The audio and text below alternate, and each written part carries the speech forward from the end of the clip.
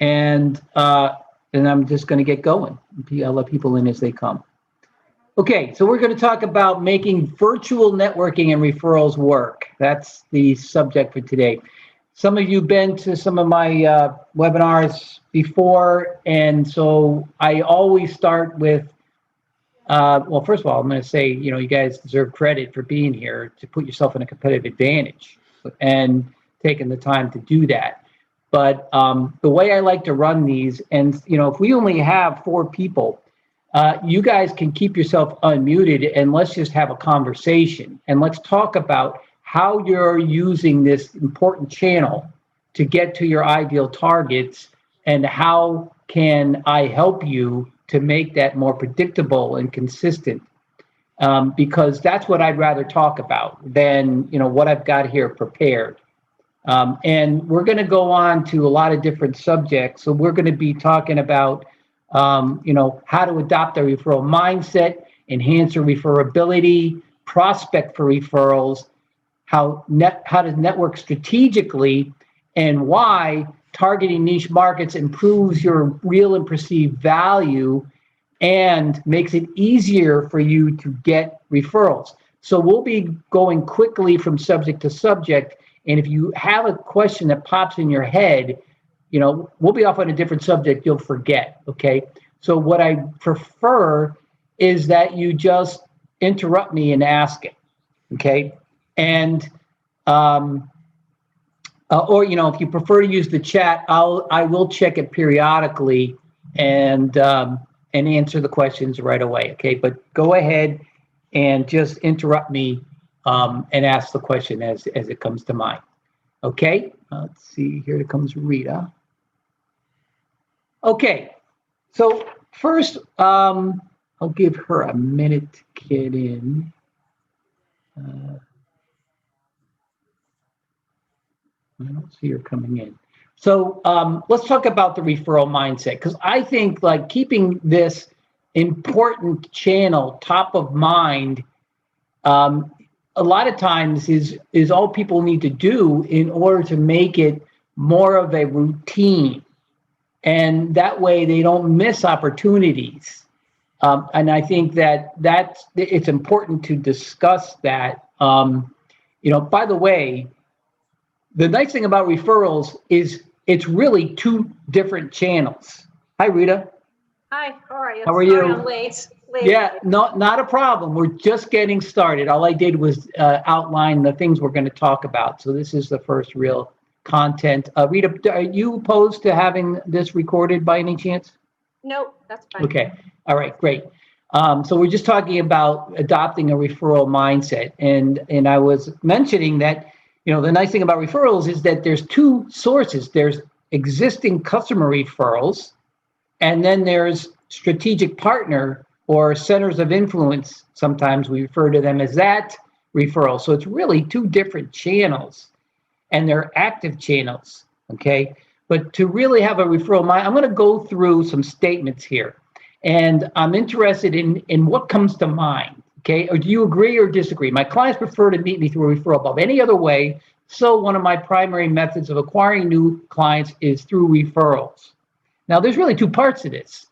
Do you really believe that your clients prefer to meet you through a referral above any other way? And a lot of times, I deal a lot with manufacturers, and some of them, they're contract manufacturers, and there's people that are just asking for quotes all the time. And so they believe that what they really need to do is respond quickly and just give them a quote. And they're not getting to them. Maybe they're getting to them because they bought from them before, or they found them on the web. Okay. And yes, if you're in a real transactional business, even yours, Michael, your business can be highly, highly transactional, but you're really providing a consultative service. And so, my point is some businesses are more transactional than others. And if you're not, then, referrals are much more important. And the more important the decision people are making before they hire you, the more important referrals are, because it's an important decision. So if you were,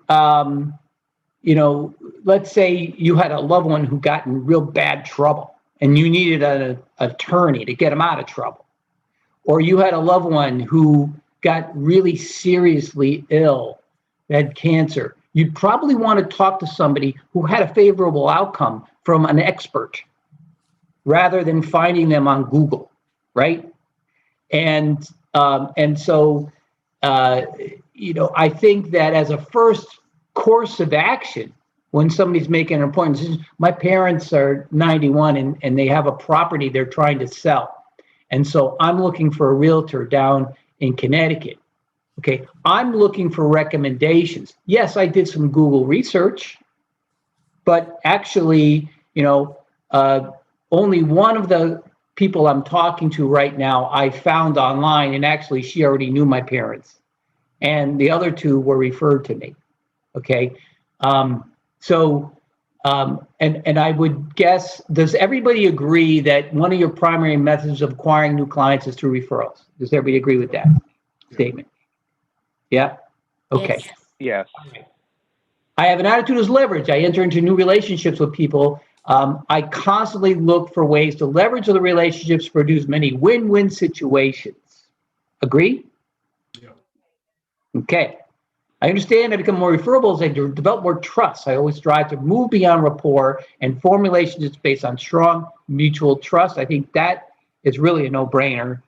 It goes without really further conversation. I look for problems to solve. Instead of selling products and services, I sell solutions to problems. Now, this seems very obvious, okay? And I know, Rita, you sell furniture, but you also sell a service. The more they need you to design, the better you are, right? So that there's more of a service that you're providing, and it's the problems that people are having that really cause that relationship to be in a much deeper level. Certainly for you, Mark, what you do is a consultant, and for you, Grace, as a assisted living, when people, that's in a very emotional time. Like my parents are 91. My mom fell down, and a couple of years ago, and there was all of a sudden we're going to assisted living, today. I mean, it was like, we're going now. And then they waffle back and forth, but they're still living at home now. They don't want to go. But it was very emotional. It was very emotional. It was almost like a crisis situation. And so this is obvious, right? We're looking for problems to solve, but salespeople don't behave that way. They behave like, here's what I do. Here's how I help people. Here's what, how I can help you. And it's not like you're solving problems, you're selling features and benefits. Okay. So have that mindset that you're looking for problems to solve. And then your referral sources, your clients, and your strategic partners can find those problems for you. Okay. So, make sure you're focusing on what those problems are, not what you do, how you do it. Okay. People, you earn the right to talk about that by first talking about the problems. I use a comprehensive and systematic approach to generating referrals in my business. I constantly look for opportunities to ask for referrals, and I constantly look for opportunities to give referrals. Okay. So these are the first, few are really beliefs, and then down below there's actions. And so the question is, are you really doing this on a consistent basis? And in particular with the strategic partner channel, looking for opportunities to give referrals is key, because it's a two-way street. Okay. Now, this is what we call the prospecting hierarchy. And when we help a client to develop a prospecting strategy, the first part is, what channels are you going to work? And the second part is, what's the formula? Okay. So ROIT is return on invested time. And part of the formula calculation is there's different efficiencies at different channels, okay? And so here comes Julia. So for example, typically when you're cold calling and all you're doing is calling off a list, your efficiency is around 2%. In other words, you need to talk to 100 people to close 2 deals, okay? The best I've seen is 11% with a client. If you know that somebody is specifically needs what you have now, then that can be significantly improved. And I will say that that's more strategic these days than with the pandemic than before. And I'll elaborate on that in a minute. Okay, but as you move up into this hierarchy, you know, if you're sending a direct mail piece and you call everybody, you know, Grace, you may not be able to do that, or Michael, if you're dealing with consumers, you know, people don't want you calling them. But in a B2B environment, you know, we have the benefit of just sending 25 pieces instead of 2,500 and calling every single one. And that makes it a lot more efficient. If you're just sending a bunch of mailings and not calling everybody, the best you could expect maybe is going from 2% to 3%. But if you can educate people, like, you know, Michael, yesterday I was talking to a realtor, a mortgage broker, okay? And he does first home buyer workshops, okay? So it's similar to what I'm doing here, where you get a chance to talk to people, they get a chance to feel you out and know who you are, and you can make a decision on who to follow up with, okay?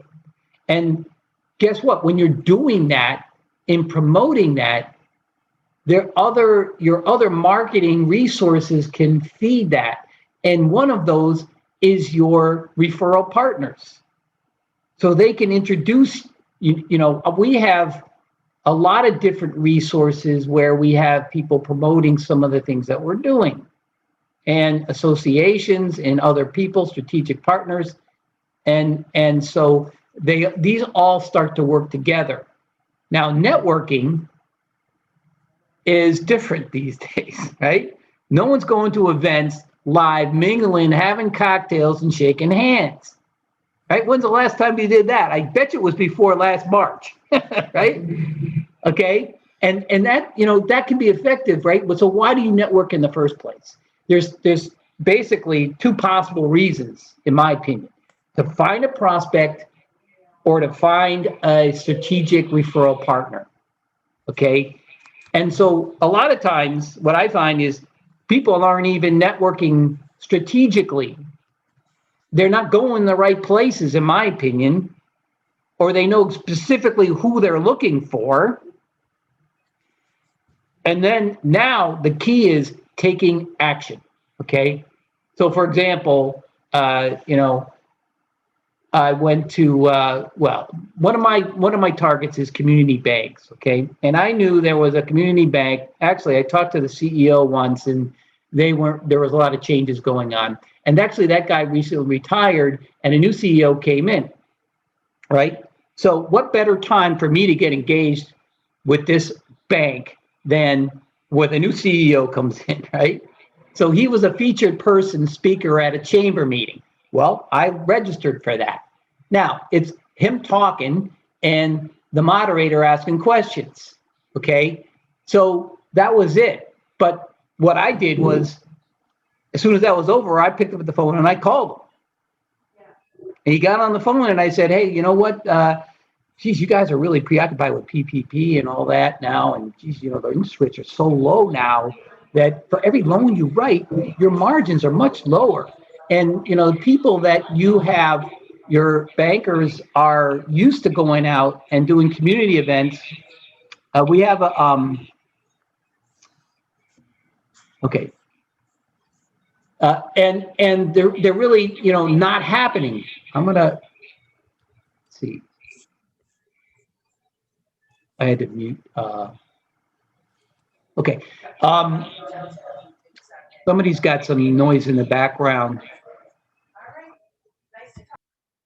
Let's see. I think, all right, we're all muted. Um, and he said, yeah, I agree. And so there's three parts to networking now. It's like, where you going, who are you looking for, and then taking action. Because as you move up in this hierarchy, referrals happen in one-on-one meetings. They happen in one-on-one meetings. So if you're networking strategically, then what you got to do is follow up and ask for a meeting, and then get referred. So I'll give you an example. Well, I'm going to get to that in a minute. But as you move up and you have referrals are really where the person who you're targeting, or the prospective customer, has said that they are willing to take your call, and they're expecting a call from you because somebody that they know and trust has recommended that to them. Okay. And alliance partners are where you have an individual, where you have an ongoing exchange of those opportunities going back and forth on a consistent basis. And the QI is where that person who's introducing you is there physically when you meet them. Now, that's not really happening now, but when you operate up there, that's 95% return on invested time. Okay. So that's why a lot of times, people say, yeah, I get most of my business word of mouth, and that's good. But, you can't really rely just on referrals. And what we recommend is that you have 4 active channels that you're working concurrently. And the nice thing about referrals is you got 2 of them there. Okay. And so, you want to pull in 2 more that are going to supplement and work with those other 2. Okay. So why am I showing these guys? This is how, did anybody read the book? I think it's called The Power of Influence by Cialdini. Does anybody? It's a great book, and he talks about influence and things that go into influence, and one of them is reciprocation. And this is how referrals work, because when you really go out of your way to help your clients, then they feel an obligation to help you. And when you ask, are you willing to refer to me if you find somebody who really needs this service, they will say yes emphatically, and they mean it. Okay. And so this is just an example of reciprocation, right? These are Hare Krishnas. When I moved to Boston, these guys were parading up and down. It was on Marble Street, and they would be all over downtown, and they just were very spiritual people, and that's all they wanted to do all day, is practice religion. The problem is they had to live, right? So they started panhandling. It wasn't working so good because they look a little different. They're kind of scary looking.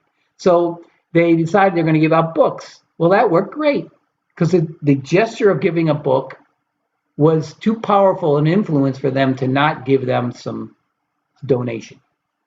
And they started to give out flowers, and they'd work in threes. They would have one person give out a flower, another person collecting the money, another person was picking the flower out of the trash, right? You think, well, if they didn't want the flower, why'd they take it in the first place? That gesture of offering something was too powerful an influence, and it was really easier to kick them out of the airports.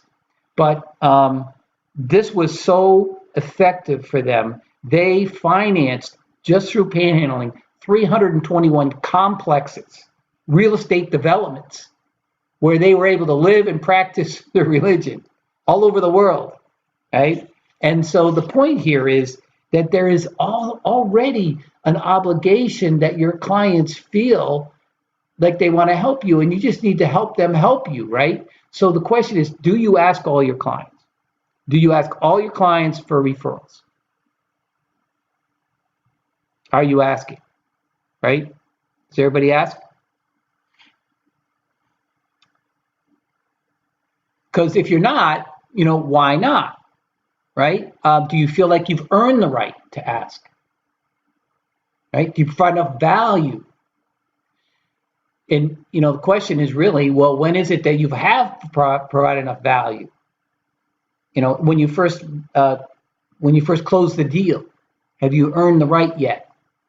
You could set the stage. You could say, hey, once I've really helped you out, and if you find somebody who needs this, would you be okay referring to me? Just ask them if they would. Okay, which I think is an important part of this process. Do you feel like it's going to hurt the relationship if you ask? Or, I had a registered investment advisor once tell me, I'm really successful. And I feel like if I have to ask for referrals, I'll appear like I'm not. Okay. And, if he doesn't change that mindset, he won't do it. So these are all beliefs, or you're afraid of the rejection. These are all beliefs that will limit your ability to do it, your willingness to do it. And if that guy doesn't change his mindset, he's not going to do it. Therefore, he's not going to be able to take advantage of that channel. Instead, he had a telemarketer calling businesses to ask them about their 401k, which again, you're now operating at a 2% return on invested time. And also on a subject that really business owners, maybe they care a little bit about, but it's like on a scale of 1 to 10, it's a 1, right? Okay. Or not making it a priority. Now, these are the action things. Devoting the time, making it part of your process, having a plan or a system, or tracking to the effectiveness of your sources. Okay. So that's what we're going to talk about here. Now, the first thing is, getting referrals is not automatic. It is, but it's not. Okay, and this is what I mean by that.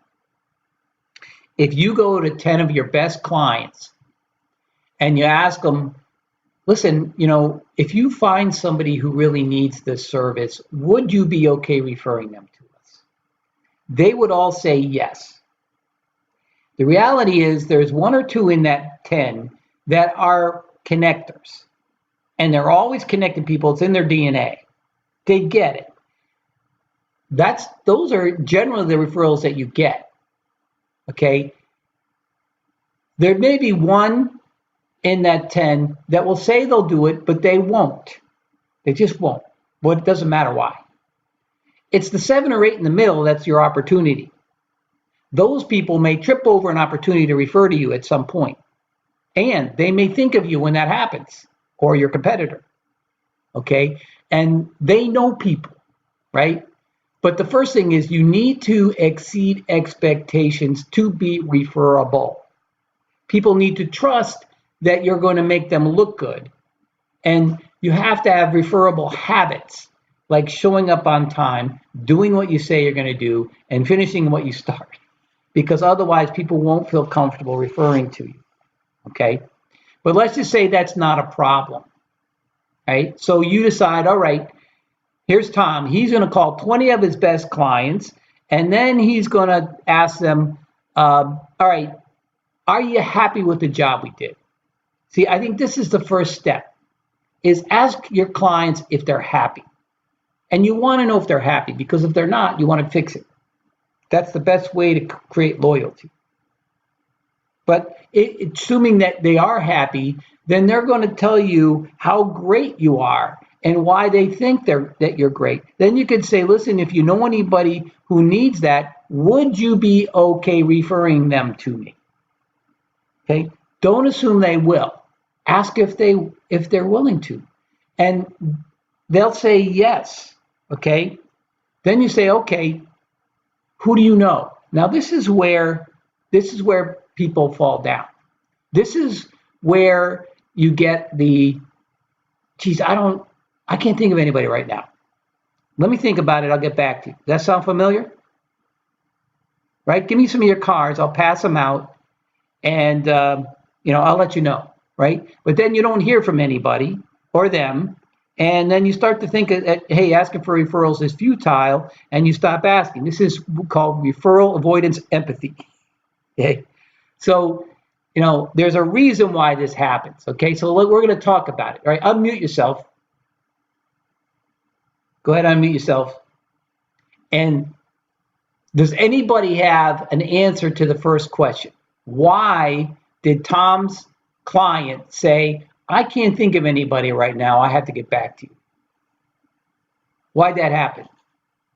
You know? They weren't prepared. They didn't know what, they weren't expecting the question. Yeah, that's right. Yep. Well, but you're right. And so he led on saying, hey, are you okay referring to me? And they said, yes, but it's like, okay, now I have this difficult question to answer, right? Think about it. When you're trying to refer a prospect to somebody, you have to think about, okay, what is it that Grace does? Who would be a good referral, right? Who do I know who needs that? Why would they be a good referral? How am I going to do it? I'm already on 5 things. Now, none of those individually are easy. And because Grace is such a nice person, she's going to give her at least 45 seconds to do all those 5 steps. Right, Grace? Correct. Okay. Maybe 40. That's not easy, is it? It's a lot of pressure, right? What happens when you're under pressure? Yeah, you can't think. You ask for more time. That's what they're doing. They're asking for more time. And then they go back to their offices and they're knee deep in discharging patients and trying to deal with family situations and they forget. Okay? That's why they didn't hear back. So what should they do instead? Who's got an answer to that idea? What should they do instead? Schedule a follow-up, give them time to think about it. Exactly. Give them some time. Don't ask right there on the spot. Okay? Be appreciative. They're willing to help. Be nurturing. But don't put them in the pressure. Ask for time to brainstorm. Hey, can we spend maybe 20 minutes talking about that? Maybe not now, maybe at a different time. Maybe the next time that we're together. Okay? And that then enables you to prepare. Okay? And now you want to make it easy for them by offering suggestions. And if you think about who you can help them to introduce you to, that makes it easy for them, right? It makes it easy. So you can be as specific as possible, okay? And so that requires you to really think about exactly who you want to be referred to, okay? And who you suggest may vary depending on the person you're talking to, right? So who do they know? Who do they know, okay? And so the more specific you are, the easier it is going to be for somebody to refer to you, okay? Right down to the person, okay? So if I ask you, I'll pick you, Rita. Rita, can you introduce me to Jason Ray? What's your answer? Sure, I'd be happy to. You know him? Do you know Ray? Do you know Jason? Oh, no, I thought we were like role playing like I did. No, yeah. No, right? I'm asking you, can you introduce me to Jason Ray, okay? And if you knew him, that would be really, really funny. And the only reason I picked his name is because I got a meeting with him this afternoon, okay? And somebody referred me to him. And I'm going to tell you the story in a minute. But, how long, if I ask you, can you introduce me to Jason Ray, how long will it take for you to respond to that? Well, if I really didn't know him, you mean, or? Yeah, you don't know him, right? Right. So The I would answer's- just say, I'm sorry, I can't. I don't. Exactly. Right? Was there a lot of effort in that response? And did it take a long time? No. Okay. And so So let me ask you this. You won't want to refer me to this person, but can you refer me to Henry Kober? Do you know who he is? I don't know. Oh, he's the CEO of DCI. Do you know DCI? They make furniture, dorm furniture for colleges. Oh, no. And that's probably one of the areas we don't work in is dorm furniture. Ah, okay. Anyway, I just thought you might know him, right? So I'm being as specific. I'm trying to make a point here. If I give you specific people, I'll give you another example. Okay, I network with. Now I'm getting to the strategic partner. That's strategic partner channel with people who recruit salespeople. Okay, and I had given this one gentleman 2 referrals, and I had another one for him. Okay, and I said, all right, let's have lunch. This is pre-COVID. And he came to the meeting with a referral for me. And when I followed up with that after the lunch, it ended up being a dead end for whatever reason, doesn't matter. But during the lunch, I asked him about 2 specific people I saw on his LinkedIn. And he said, yeah, I know both of those people. Why don't you craft me a couple of emails? I'll send them along. Within days, I'm talking to both of these people. One was a managing partner of a 150-person law firm, and the other one was a bank president.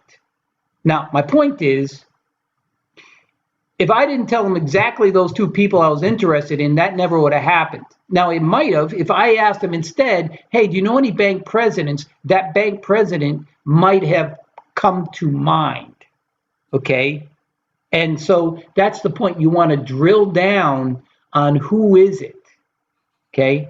And the more that you're talking about who is it that you want to do business with, the easier it is to have somebody refer to you. And you become an expert. So there are 4 specific buyer personas that we target. Owners of manufacturing companies in Massachusetts, New Hampshire, and we're starting to talk in Rhode Island a little bit, okay? And we can segment by the size of the business in revenue. Like we could say, all right, 2 million to 25 million in revenue. Okay, so we're segmenting that market by geography, by industry size, and then also by certain end use applications. So we like contract manufacturers, we like plastics, we like metals, we like chemicals. Okay, and immediately people can think about, well, who do I know? Or I can go and look at who they know. Okay, so but if you're like, well, you know what? I like people that own a business. Well, I can't help you with that. There's too many. It's too vague, right? So you want to be really, really specific. And I think, Rita, you're specific in your markets. The unfortunate thing is the colleges are kind of in a bind here temporarily, economically, and same thing with healthcare is preoccupied, right? So they're having sort of a similar problem that banks are, and you may be able to help them, huh? Right. We're doing some. We have some projects with healthcare right now. Not so much. I know, but a lot of times it's really because there's change, right? Maybe there is a merger and application, or there is a downsize, or they're expanding. When there's change, then you want to be proactive in going after them, okay?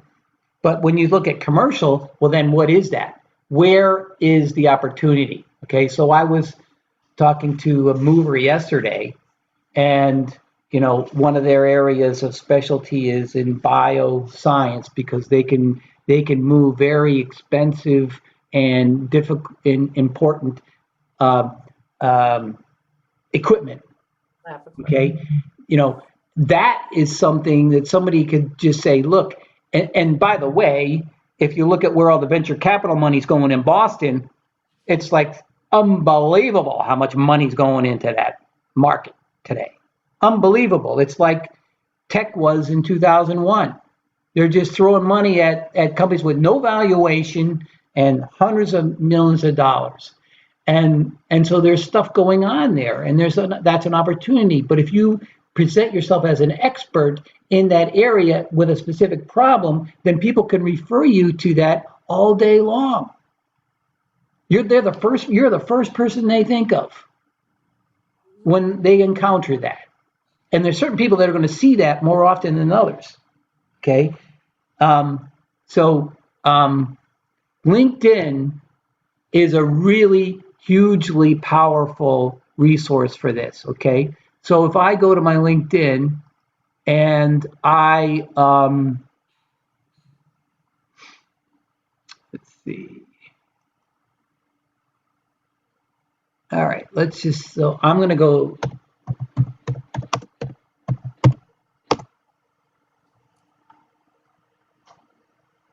Okay, so here's Jason Ray. All right. Now he is the co-founder and CEO of a. Are you sharing your LinkedIn screen right now? Oh, you know what? I'm sorry. You know what? That's the thing I don't like about. Okay, how about now? Can you see my LinkedIn? Okay. So here's his profile, right? So he's the co-founder and CEO of Paperless Parts. Now, I'm interested in him because he sells software for quoting in manufacturers quoting, right? And he's hired 9 salespeople over the last year. Okay. Now, that's a good prospect for me. Okay. So now I'll notice here. Okay. Here's Jason. So I'm interested in Jason. There's a marketing professional that I network with who said, hey, you check these guys out. They're growing like crazy. They got some money and blah, blah, blah, right? So I go and I look at his LinkedIn. 127 shared connections. I guarantee you there's somebody in there that I know who knows him really well. Okay. And, what I did was I actually, went here and I'm scrolling through and I didn't find any, but there's a lot more now. I called a few people and I was hitting dead ends. And so I gave up on that. I just cold called the guy. But, they're all operating virtually and I never really got to them because, there was like a general number, a voicemail, an office voicemail, and I left a couple of messages and gave up. And just recently, I was having a referral meeting with a commercial banker, and I told him I do a lot of business with manufacturers. He says, oh, you should talk to Jason Ray. I'm like, yeah, I'd like to talk to Jason Ray, right? Another story was that I went to their website back when I first started looking at these 127 shared connections, and on his website, who was there but Scott Duncan. Scott Duncan was a client of mine. I helped him grow his business. So I just called him this morning. But I called him before and he was busy out in his factory.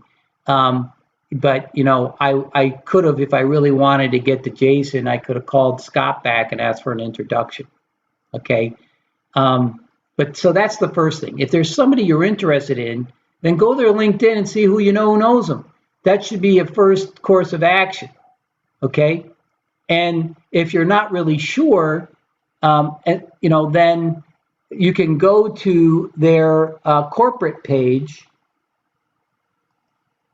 Okay. So here's their corporate page. Right. And when you go to the corporate page, then you can click on this 44 employees. And now I'm in a database of all the employees at Paperless Parts. And if the CEO you don't have a connection to, well, then look for somebody else. Okay, so here's, and somebody else, I have 18 connections with this person. I have 91 connections with this person. Okay, and like I said, I guarantee there's people in there that I know really well that know these people really well. Okay. That's how I got to the previous CEO of that bank.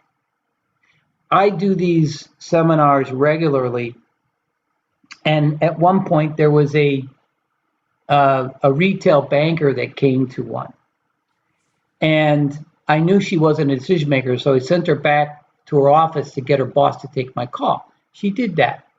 I got the boss on the phone. She goes, "Oh, I'm with somebody right now, but I do want to talk to you. So can we connect again?" I said, "Sure."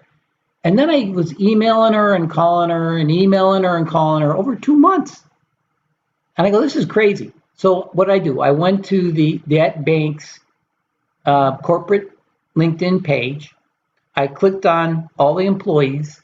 I typed in CEO. There was a CEO. There were 38 people that I knew who knew that guy. Okay. So the first one I called was a client of mine I worked with for 3 years. They grew their business by 250%.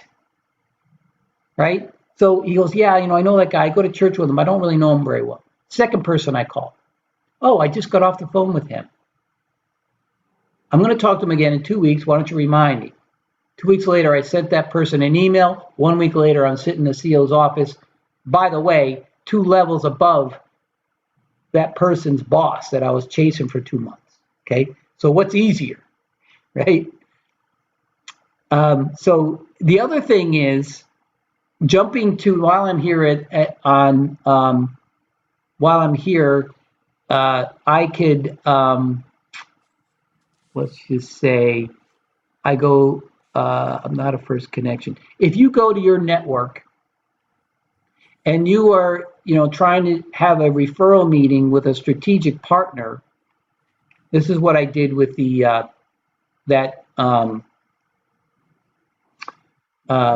recruiter, the sales recruiter. So if I look at my connections, and let me just, I don't know, pick anybody, right? So I'm going to pick her.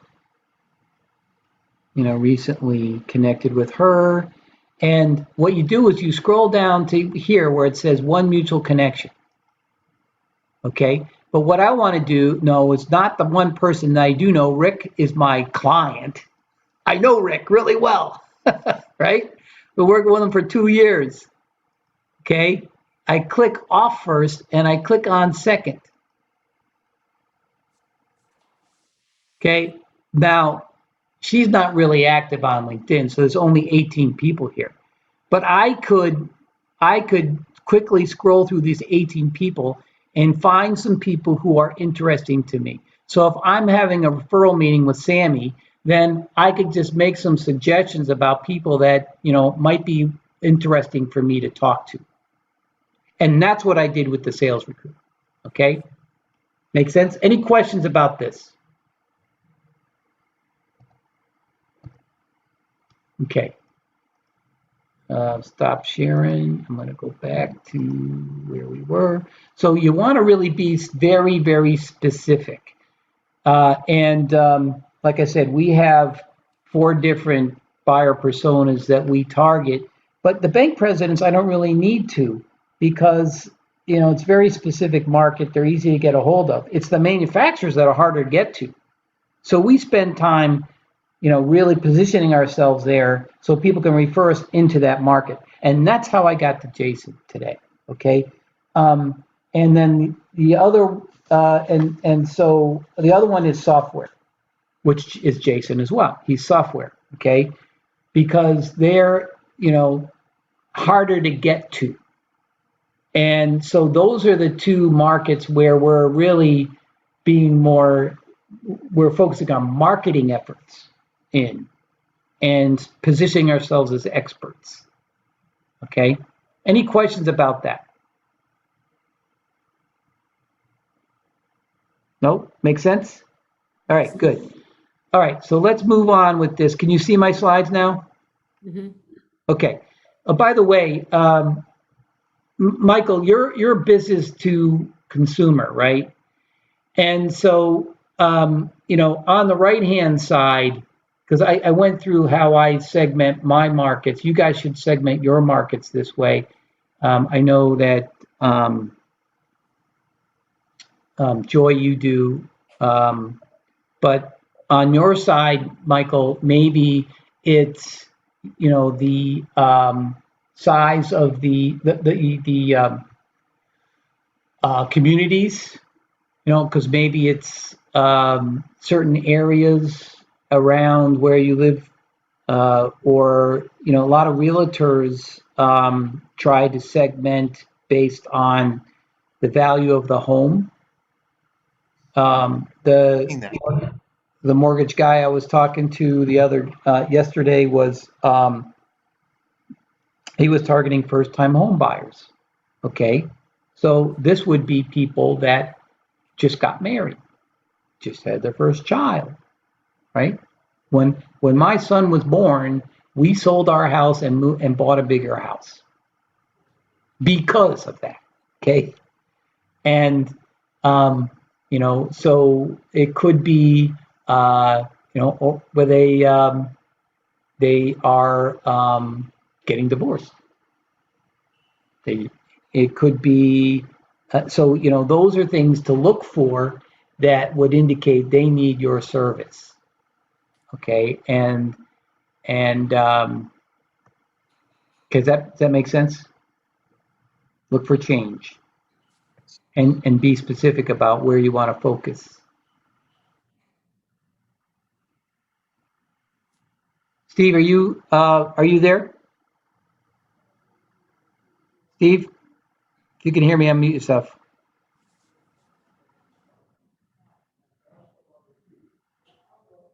I'm not sure if Dan actually made it. All right, so here's the process, okay? Again, we're talking about client referrals. Make sure you have time to discuss it. That's the big thing. Have a referral discussion. Don't just ask. And when you do that, remind them of the positive relationship. And we call this the STAR discussion, okay? So when you ask them, hey, are you happy with the service you're getting? They're likely to go to, hey, yeah, the results you got me. Or, yeah, we were in this situation first and you really helped us out of it because you did these actions. Whatever it is, you just can say, listen, if you know anybody who's in that situation, would you be okay referring them to us? If you know anybody that needs those results, would you be okay referring them to us? Don't assume they will, okay? And when they say yes, then that's when you get permission to brainstorm. Set aside the time, right? But ask who they know. Don't ask who can you refer to me. And be prepared to offer suggestions, okay? And so you can get a list. Like I could probably go to most of you and ask about specific people. So I might ask, Michael, do you know any mortgage brokers? Do you know any realtors? Of course you do, right? Absolutely. Yeah. And those people are all independent people, right? So they may hire me individually because they are all on 1099s and they're individual people, and there may be some people there, but I would help you with that, okay? And Mark and I, we could network on manufacturing people, right? And Steve, chip manufacturers. I had a client that was a distributor of chips. Learned a lot. Fascinating. ASIC and field programmable both. And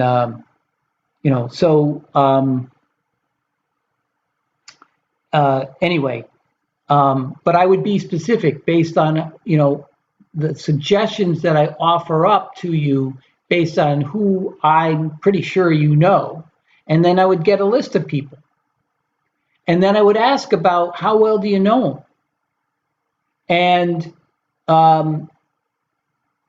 And then, there may be, you may not know any of them very well. That's fine. I'm not going to ask you to do anything with that list. But chances are once we have that discussion, I have a few people to discuss, and we talk about your relationship, then there's going to be people that you're probably going to talk to. I had a referral meeting with a commercial banker once, and I noticed on his LinkedIn that he knew a senior vice president at a regional bank. So I said, I see you know this guy. How well do you know him? He goes, oh, my wife and his wife are best friends. We're having dinner on Saturday. Okay. And then help him with what to say. So what I say is like, hey, I know some, would you mind just saying, I know somebody who works with banks and helps them with business development. I think you should talk with Ken.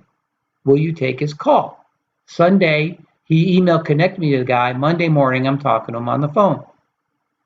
Okay. So, phrase it that way so that, they make a recommendation. I think you'll learn something. Will you take their call? When they know that's all they need to do, the light bulb goes off. I was in a B&I years ago, and there was a guy who sold solar installations, and his company just got acquired by some company out in San Francisco. And he comes up to me and he goes, geez, I really want to get you in there, but I really don't know how. I said, why don't you just ask your boss to take my call? He thought he would want, he was so excited that that's all he needed to do. It's like, oh, yeah, I can do that.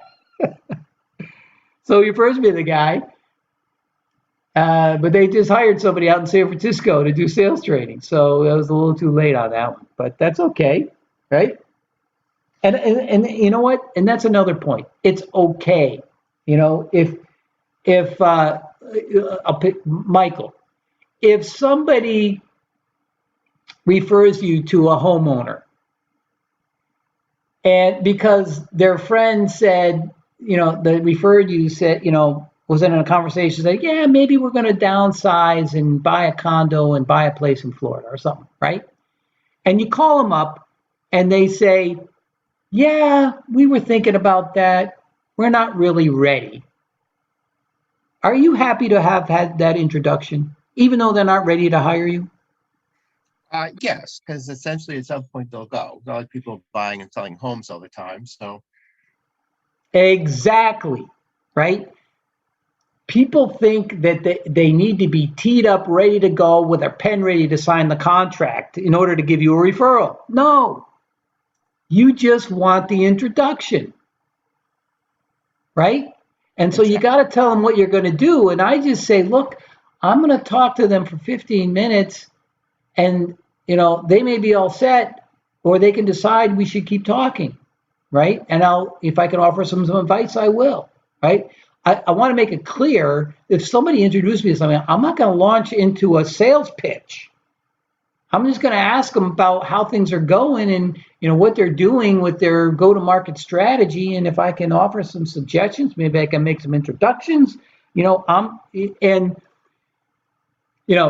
but I'm happy to have made the introduction. And so you should look at it that way too, okay? Any questions? See what we're doing for time here. Okay, good. Let's see. All right, we've got another half hour. That's good. All right. Now, so before the meeting, prepare. Who might they know? If you go to their LinkedIn, you can find out where they used to work. Maybe it's somebody there.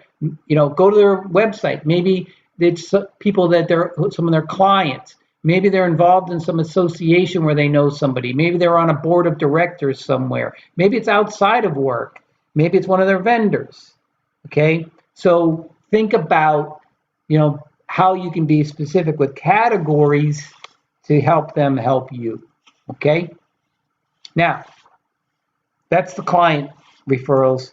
We're going to switch gears to the centers of influence, strategic partners. Any questions about client referrals before we go on? Okay. All right.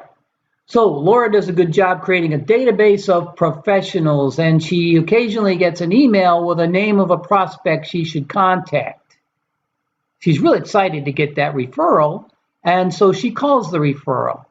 But that person really, first she doesn't get through. She leaves a voicemail, and it doesn't get returned. When she finally connects with her, then she gets kind of a cold response. And the prospect doesn't really know why she's calling. Okay. And so it ends up being a dead end. Now, why was Laura having a hard time connecting with the referral in the first place? What might be causing that? Anybody have an idea?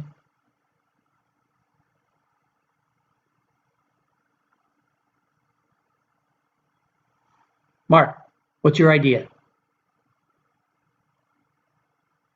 Unmute.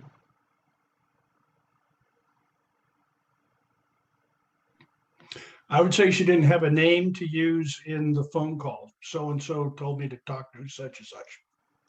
Yeah, well, that might be. She did have a name, right? But maybe it wasn't really teed up the right way. So maybe Laura's source didn't really talk to her or make it clear why Laura was calling, right? Mhm. Perhaps. And so what should she do to improve her chance of success next time? Add a subject. Sorry? Add a subject that she's talking about. The subject to who? When she's trying to get through to get connected to the woman.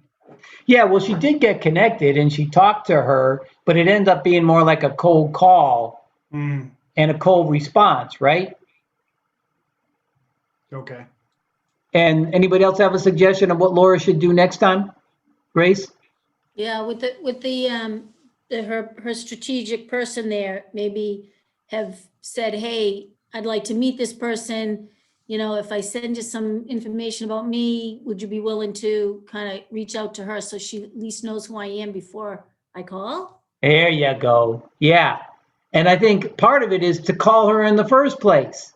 So she got an email and she said, sometimes we get a referral. We're so happy to have a name and a phone number. We're running to the phone, but we forget, hey, this person has some information. Call them up because they may know something about that person and why they would be a good referral for you. What's going on? And then you would find out if you did that, whoa, she didn't really talk to her. She's not really expecting my call. Or she didn't really elaborate on why.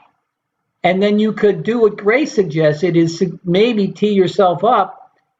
So, to ask them to call on your behalf or ask them to send an email on your behalf so that it's more specific to why you're being connected.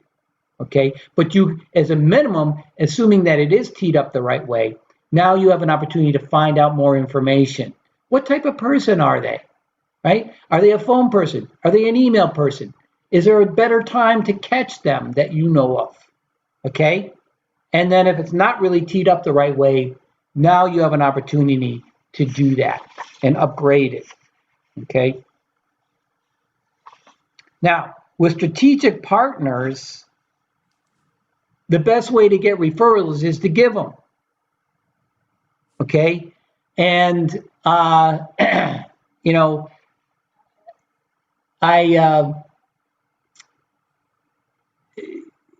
obviously, Michael, your whole industry operates on referrals. I mean, if you guys don't have strategic relationships with mortgage people, realtors, and well, the mortgage and the realtors are really key, right? I mean, those guys are referring to each other all day long, but you can be in that mix. And it's really how business is done in residential real estate. Do you do commercial as well, Michael? A little bit, yes. Okay. Yeah, and that's different, I would but like to do more. yeah. Well, so those are different people, aren't they? Yep. And so but it's if my clients are saying, listen, I'm not really getting referrals, and I'm like, well, how many did you give? Okay. And find people that you are able to refer to. and develop those relationships with people that you trust to do a good job. Okay, that's easy. That's step one. But then a lot of people, they just keep on referring to the same people who they trust, and they're not getting it back. Well, it's time to really have that discussion. Why? Or maybe you're not meeting one-on-one with them. Okay. There was a woman that I was talking to yesterday that is a estate planning attorney, and when I had a one-on-one with her, she made mention that there is this financial planner that she referred some incredibly teed up opportunities with, and she had a meeting with him, and he wasn't reciprocating. And I'm like, well, maybe it's time to find somebody else. And I referred her to one of my clients, Rick Fingerman, as a matter of fact. And she was very happy because he specializes in recently divorced, recently widowed women. And she had clients that were in that category. And so, those two can refer to each other. And that's how it works. Now, a lot of times, though those financial planners are always complaining about the attorneys not reciprocating. It's usually the other way around. And, hey, maybe they're not in as much of a position to reciprocate. Well, still you need to try. And I think that, attorneys sort of have like this mental block against selling, and it prevents them from being as proactive maybe as mortgage people are, but, you want to, look for opportunities to give referrals. And when they give you one, you want to really make them look good. And if you get one, keep them informed. Okay. Have you ever given a referral to somebody and then you never hear back about what happened? Right? Do you want to refer to that person again? Maybe, maybe not. I mean, to me, I don't even know if that person followed up. If I don't know if they're even going to follow up with the referral I give, then I don't want to give them another referral. Right? So don't do that to your sources. Even if it's a bad referral, let them know what progress you're making. And if you end up getting business from it, of course you want to thank them when they give you the referral, right? But why not get your new client to thank the source? When you're thanking them, yeah, that's essential. But when the new client thanks them, that's real validation. Right? And in some cases, you could maybe give them something else, like, a gift card or something like that too. But because you need to spend time helping your strategic partners and you need to spend time with them so they can help you, you want to limit that. Limit the number of people. And always be evaluating the nature of those relationships. So contrary to the client referral channel, where I think you should ask all of your happy clients for referrals, and don't assume anything. I mean, there was, Rick Fingerman, I asked him, hey, do you have he's a financial planner, right? He doesn't deal with businesses. But I just asked him one day, I said, hey, do you have any salespeople as clients? He goes, yeah. Actually, I got a guy who sells software. Well, this guy was like the #1 producer for a software company that was a multi-billion-dollar corporation. I'm like, heck yeah, I'd like to talk to him. I got on the phone with him, and he ended up being a coaching client, right? And an opportunity to get me into a really big company. So don't assume anything, but there's certain people that are going to be in a better position to refer to you. I'm going back to the Center of Influence channel now. So ask all your existing customers for referrals, But when it comes to strategic partners, you want to limit it to 10, not more than 10 that are really strategic, okay? And always be evaluating the nature of those relationships. You don't have to have 10. You could have 2, but you don't want to have 11, all right? And really get to know them. And because you have to spend time helping them and helping them help you, you know, those really strategic people get 80% of your strategic partner time. So you probably, Michael, have, you know, maybe some mortgage brokers who are more strategic for you than others, right? Would that be a fair statement? That would be a fair statement. Okay, yeah. And so maybe you have 2 or 3, or maybe even just 1. But there's a million mortgage brokers. You could probably get in your car and drive a mile in either direction. There'll be like 20 of them, right? They're Yes. all over the place. So there's other mortgage brokers. Those people, anyone in your sphere of influence, but not in your primary circle, they get 18% of your time. And then there are people like, I don't know, your dentist. Maybe your dentist was cleaning someone's teeth and they said, hey, you know what I need? You know, a good real estate attorney, but they're not in your sphere of influence. They get 2% of your time, right? Okay, and then get to know their business and train them on how to give referrals to you, okay? You could send them information in advance about who is a good prospect. What kind of problems do you solve? What can you ask, okay? You can, I have certain email templates that I send people because sometimes people set the sales recruiter asked me to send them an email. Well, you know, I have some template emails that I customize for the situation that I'll just send somebody to forward along. Get information from them, okay? Make sure they know specifically how you add value, because that's what they say. That's what they're going to say when they say, yeah, you know what? You should talk to Mark Terrell because what? Because what? What is it they're going to say? You know, even, you know, Mark, you can help people in a lot of different ways, but that doesn't help them help you, right? And you got to be specific, because people will then see that opportunity and then refer you, and use stories, okay? Remind them of other clients that you've been introduced to, and then help them with that, how they're going to do it. Hey, you know what? I know somebody who works with banks. I think you should talk to Ken. Will you take his call? And that's important, because they might say, hey, you want me to have him call you? And they'll say no, right? Will you take his call? Then they say yes. Then, you know, make sure you tell them what you're going to do. I usually say that, you know, I'm going to talk to them for 15 minutes, and then they can decide if they want to talk further, and go,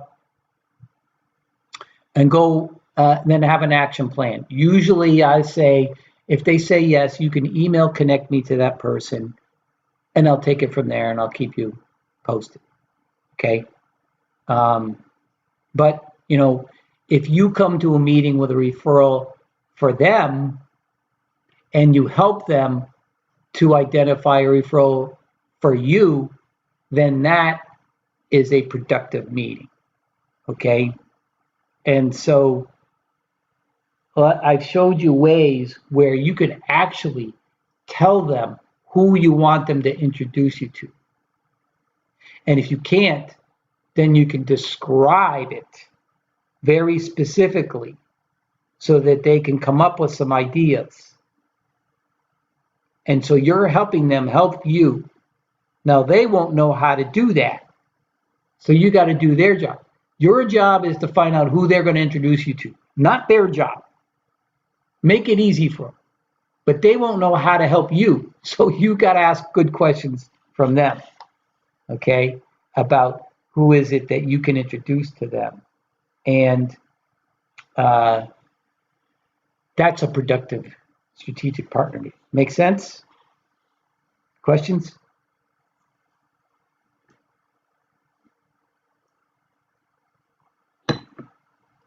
Agree? Sometimes lawyers don't agree with me. I did a presentation in front of a provisors group. I don't know if you ever, and I'm like, halfway through it, and some lawyer goes, "That's not how it's done." I'm like, "Why not?" And then there was like the SVP of a big wirehouse, that was like, "Yeah, it is." And then he wanted a meeting with me, so that ended up being good. I got client out of it. Anyway, all right. When you get a referral, call right away. Don't delay, right? If it's an email, I respond right away. I'm like, thank you, Michael. I really appreciate it. Mark, do you have, a couple of minutes Tuesday between 10 and 12 or Thursday between 1 and 2 for a quick call? I give them a couple of times, and let them respond. And that's it. I don't give them a book about my life story, about my company. No, I just ask for 15 minutes. That's it. Okay. And then now, when I get them on the phone, I want to know what they're thinking. Okay. So I usually will say something like, "Hey, did Michael say, tell you about what we do?" Right? Or I might say, what do you think Michael thought we should talk? Because Michael may have, got maybe 10% of the problem right, but there's another 90% off somewhere else that he didn't know about, right? So I just wanted, and usually they'll fill in the gaps for me. So I just want to, and you do need to have your cold call script handy because, if they say something like, "Well, you know what? I have no idea why Michael thought we should talk," then you're like, "Oh, okay. Well, here's what I find. Most banks are really preoccupied with PPP and blah blah blah blah. Right? Are these concerns for you?" Okay. So, that's how you respond. And so here's the quiz. Do you have a systematic and repeatable process to secure referrals from your clients and strategic partners? Are you consistently and strategically exploring your client and networks to uncover the best sources, best opportunities? Do you have a clear referral strategy for every meeting to control the quality and quantity? Does your referral process make your source look like a hero when they introduce you? Do you have a compelling reason for your clients and partners to be actively involved? Can your clients articulate the ways you help people? And do you provide a comfortable and easy way for your clients and partners to articulate your unique capabilities? Are you cultivating strategic partnerships with those who can introduce you to dozens of quality prospects? And do you have a clear strategy and written plan for how you'll give referrals to your most strategic sources? Okay. So I won't test you on that. But this is what you want to work on, right? Make sense? Any questions? Is this helpful? Okay. All right. One more thing. I'm going back to the mindset and to that slide about, are you asking? Okay. And just think about, do you have some limiting beliefs about doing this and taking this stuff and putting it into practice? Is there some assumptions you're making or judgments, right? And so you want to think about that. Where are you on, the belief that people really would prefer to meet me through a referral, and that it's okay to ask everybody, and that they really are willing to help me when they say yes. Or are they just being nice? Okay, so where are you from a scale of 1 to 100 on beliefs? That you're 100% on all of those, right? Or because that's going to influence whether or not you do the behavior, whether you're actually taking what you've learned today and putting it into action. Right? Think about the person who thinks they'll appear like they're not successful, right? Because the behaviors is what's going to develop those relationships in the first place. And the relationship, this is all about relationship, right? This whole webinar. The relationships is what's going to get you results. And when you start getting results, that's when it reinforces your beliefs. But if you're not getting results, remember the referral avoidance empathy? You stop asking, right? So you got to put a shield up there and just do the behavior or really understand it, right? So making sense?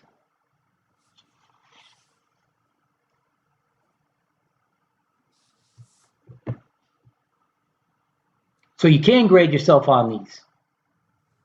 Where are you on beliefs? 1 to 100. Where are you on behaviors? What about your relationships? And are you getting the results that you need? So try to get everybody at least 85% on all of these things. And if you're 95, then you can come in and be a trainer for me. Right? Okay, any questions?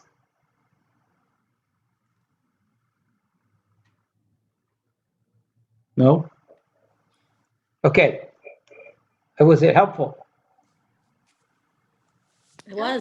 Yeah. Oh, good. Okay. Mhm. All right, good. So yeah, let me know if you need help with any of this. If you want, I'm going to stop the recording. I didn't look at the chat, so I didn't.